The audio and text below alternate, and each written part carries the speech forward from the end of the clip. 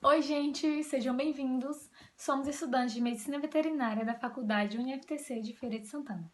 Neste vídeo, iremos explicar para vocês um pouco mais sobre a doença da raiva, trabalho nosso da matéria de Microbiologia Veterinária. Meu nome é Gislaine Mirelli e ficarei encarregada de explicar para vocês um pouco sobre a etiologia e os fatores de virulência dessa patologia.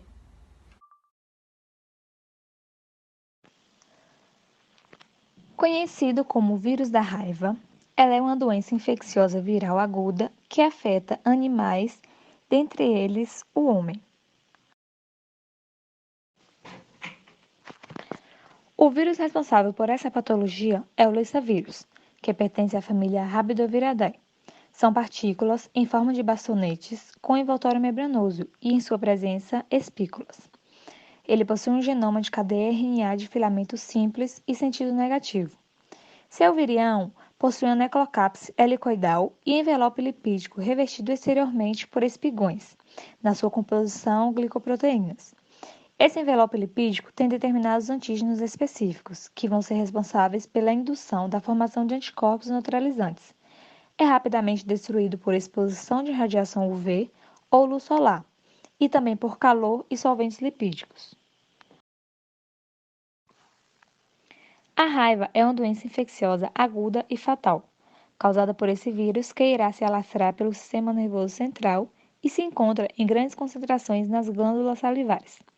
Esse vírus se agrupa em formações de corpúsculos de Negri, que são agregados de partículas virais. A infecção natural é consequência da mordedura de um animal raivoso, e sua gravidade da infecção está ligada a vários fatores, como a virulência da saliva, a extensão e a profundidade da ferida. Meu nome é Beatriz Costa e eu falarei sobre a epidemiologia e controle da raiva. Agora vamos falar um pouco sobre a epidemiologia da doença. Por ser uma doença transmitida por qualquer mamífero, a raiva tem distribuição mundial, sendo que apenas países insulares como Japão e Inglaterra conseguiram sua erradicação com medidas severas de vigilância e quarentena. Ela varia em termos geográficos e de espécies afetadas, de acordo com países e regiões. Face à sua distribuição desigual, em um mesmo país pode existir áreas livres e outras áreas endêmicas, apresentando eventuais epizootias. No Brasil, a raiva é endêmica, apresentando variações de acordo com a região geográfica e com grande importância dos quirópteros na manutenção da cadeia de transmissão selvagem.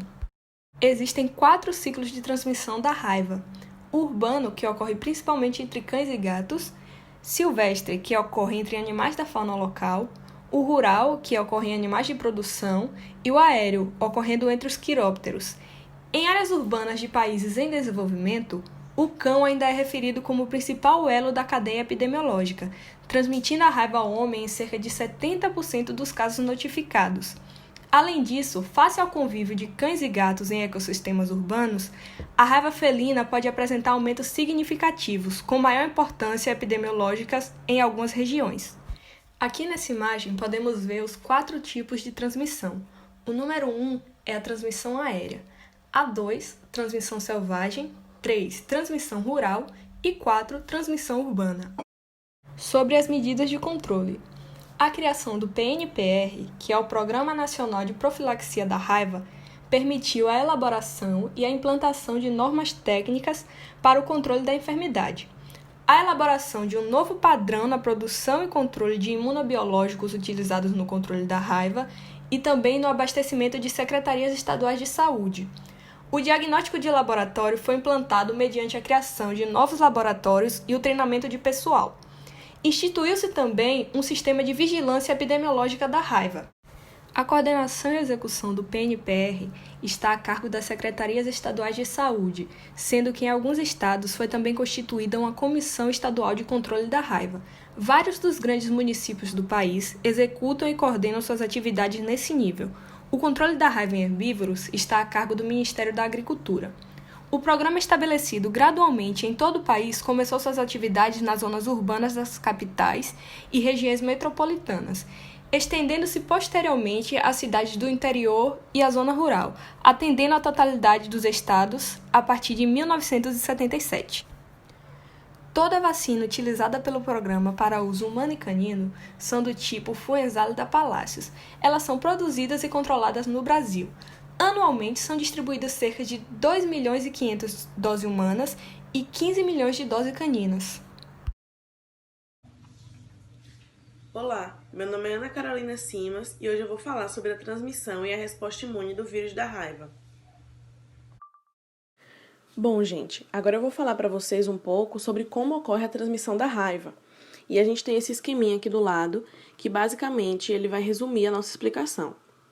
Bom, a transmissão da raiva ocorre através da saliva de um animal infectado, como, por exemplo, qualquer mamífero, porém os principais transmissores são os cachorros e os gatos domésticos.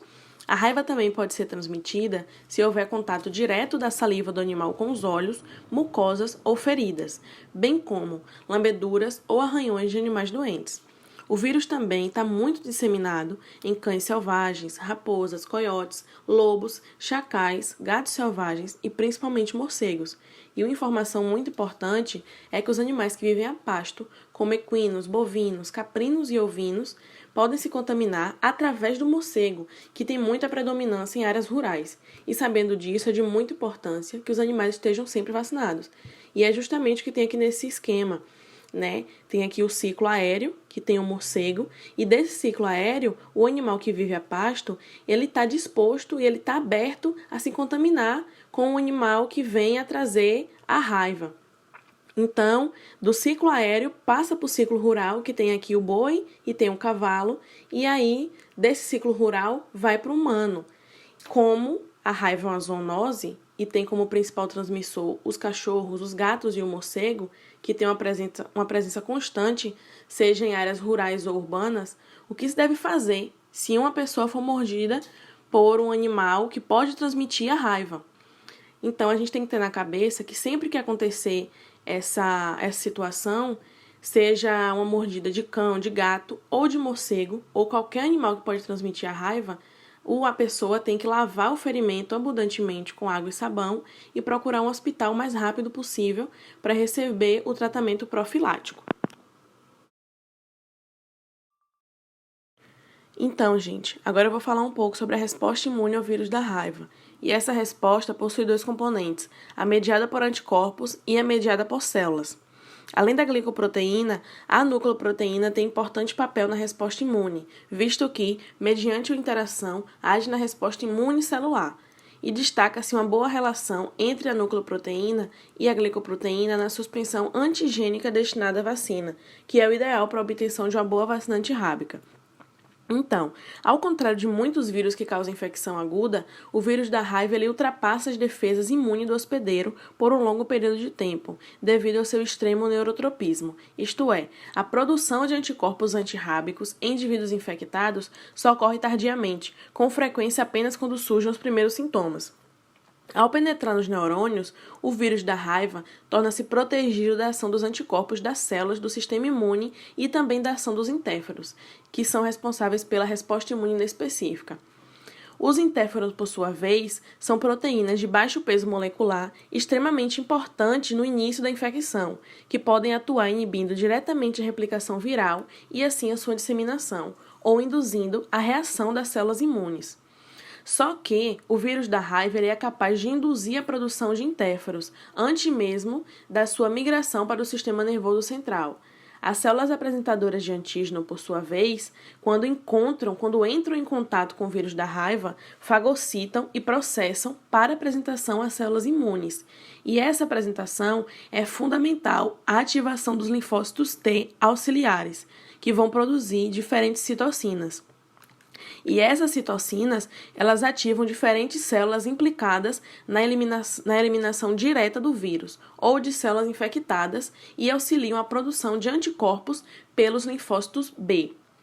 Essa estimulação dos linfócitos B para a produção de anticorpos na infecção natural só se dá após o aparecimento dos sintomas clínicos. A possibilidade de neutralização da capacidade infecciosa viral só se dá, portanto, após a invasão do sistema nervoso central, e nesse momento a doença já adquiriu uma forma irreversível. O título de anticorpos neutralizantes permanece baixo até que a fase terminal da doença atinja o seu pico, próximo à morte da vítima. O papel principal dos anticorpos é bloquear o vírus extracelular antes que ele encontre o receptor das células musculares, limitando sua propagação no nível local de infecção e sua progressão para o sistema nervoso central. A resposta imune celular, ela é talvez o mecanismo mais importante da resposta imune ao vírus da raiva. Os linfócitos T participam da proteção de diferentes maneiras. Ele estimula, por intermédio dos linfócitos T auxiliares, as células B para que produzam anticorpos, como efetores de imunidade, na forma de células T citotóxicas, lisando células infectadas, induzindo a síntese de substâncias mediadoras da estimulação de diferentes células e também como células de memória imunológica. Olá, meu nome é Lara Stephanie Reis e eu vou falar um pouquinho sobre a patogenia da doença. Bom, o período de incubação da raiva nas espécies animais e também humana é longo e variável, normalmente durante entre 20 e 90 dias. No entanto, existem casos registrados que apresentaram um período de incubação de poucos dias e outros de até mais de um ano. Tudo isso pois a susceptibilidade à infecção vai depender da idade, constituição genética, estado imunológico do hospedeiro, cepa viral envolvida, quantidade inoculada, gravidade da laceração e o local da inoculação também. A infecção começa após a mordida efetuada pelo animal infectado, ou também caso o animal tenha uma lesão e a mesma tenha contato com o agente. A saliva contendo o vírus da raiva é inicialmente inoculada nos tecidos e músculos subcutâneos. Quando dentro do corpo do animal, o vírus alcança nervos periféricos e se desloca através de axônios motores e às vezes axônios sensitivos em direção ao sistema nervoso central. Seguindo para o mesmo, a replicação pode ocorrer também nos cornos anteriores da medula espinhal, bem como na raiz dos gânglios dorsais. Nesse local, as partículas virais podem ser reconhecidas por células efetoras do sistema imunológico, o que propicia o aparecimento de um quadro de ganglionerite no animal. Uma vez instalado no sistema nervoso central, a multiplicação viral ocorre preferencialmente nas regiões de hipocampo, tálamo, hipotálamo, tronco cerebral, medula e cerebelo, e após isso mesmo se dissemina de maneira centrífuga pelos nervos periféricos e autônomos novamente, alcançando medula adrenal, rins, pulmões, fígados, músculos esqueléticos, olhos, pele, coração e glândulas salivares, onde tem a maior quantidade do vírus. Do ponto de vista fisiopatológico, a entidade mórbida ocorre devido à disfunção neuronal e por conta também das anormalidades envolvendo o ácido gama-aminobutírico, o GABA, e não especificamente pela morte celular, mesmo esse evento contribuindo bastante também. Oi, eu sou Felipe Azevedo e vou falar sobre sinais clínicos e diagnóstico. Os sinais clínicos apresentam 3 fases. A prodrômica é a mais curta e inclui mudanças de conduta. Tem a excitativa, a forma furiosa, inclui sinais exacerbados de hiperexcitabilidade e agressividade. E a paralítica, a forma silenciosa, cursa com uma paralisia progressiva. A forma furiosa tem algumas características como agressividade, inquietação, comportamento destrutivo contra animais, humanos e objetos inanimados, paralisia das cordas vocais, andar sem rumo ou andar em círculos, polipneia, salivação e paralisia dos músculos do tronco e extremidades, e convulsões. A forma silenciosa também tem suas características, como a paralisia mandibular e da língua, paresia ou paralisia do trem posterior e flacidez da cauda, isolamento do lote, dilatação da pupila, dificuldade de deglutição, sonolência e depressão, lacrimejamento e secreção nasal, e pode ocorrer sinais da forma nervosa. Diagnóstico. Geralmente não são usados testes antemortem, exceto em humanos. Animais suspeitos devem ser isolados e observados por 14 dias. E para o diagnóstico existem algumas técnicas. A histopatologia, a técnica de imunofluorescência direta, realizada em tecidos frescos, recomendada pela OMS. A imunohistoquímica, cultivo em células de neuroblastoma. A PCR-RT, a PCR-RT associada à ELISA, a inoculação intracerebral em camundongos neonatos com tecido cerebral de casos suspeitos. Diagnóstico diferencial. Não existe dificuldades para estabelecer o diagnóstico quando o quadro clínico vier acompanhado de sinais e sintomas característicos da raiva, precedidos por mordedura, arranhadura ou lambedura de mucosa provocada por animais raivosos ou suspeitos. Mesmo com a elevada chance do diagnóstico ser raiva, em algumas situações o diagnóstico é incerto e a suspeita recai em outras doenças, que podem ser confundidas com a raiva. Doenças como a intoxicação com plantas hepatotóxicas, botulismo, listeriose, tétano, encefalite por herpevírus, polinencefalomalácia e babésia. Olá, eu sou Yuri Andrade e vou falar sobre vacinação, prevenção e saúde pública. Agora eu vou falar como é feito o tratamento e como se prevenir. A raiva é uma doença quase sempre fatal, para a qual a melhor medida de prevenção é a vacinação pré ou pós-exposição. Quando a profilaxia antirrábica não ocorre e a doença se instala, pode-se utilizar um protocolo de tratamento da raiva humana baseado na indução de coma profundo, uso de antivirais e outros medicamentos específicos. Mas nem todos os pacientes que são submetidos ao protocolo sobrevivem. A profilaxia pré-exposição deve ser indicada para pessoas com risco de exposição permanente ao vírus da raiva durante atividades ocupacionais exercidas por profissionais como, por exemplo, médicos veterinários e biólogos. A profilaxia pré-exposição apresenta as seguintes vantagens. Simplifica a terapia após exposição, eliminando a necessidade de imunização passiva, diminui o número de doses da vacina e desencadeia a resposta imune secundária mais rápida quando iniciada após exposição.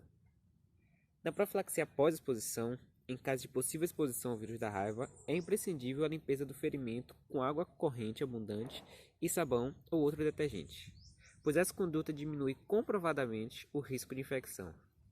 É preciso que seja realizado o mais rápido possível após a agressão e repetida na unidade de saúde, independentemente do tempo transcorrido.